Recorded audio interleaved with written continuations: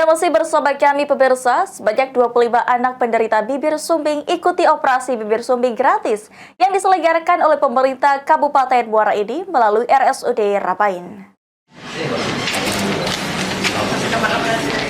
Sebanyak 25 anak penderita bibir sumbing ikuti operasi bibir sumbing gratis yang diselenggarakan oleh pemerintah Kabupaten Muara Enim. PJ Bupati Muara Enim Hengki Putrawan mengatakan kalau kegiatan sosialisasi ini harus dilakukan agar anak-anak bisa menjalani pergaulan di sekolah dan di tengah masyarakat dengan percaya diri. Untuk saat ini ada 25 anak yang ikut menjalani operasi bibir sumbing dan kegiatan ini akan dilakukan secara berkala setiap tahunnya. Pemerintah kabupaten menargetkan tidak ada lagi anak-anak ke depan minder karena menyandang bibir sumbing.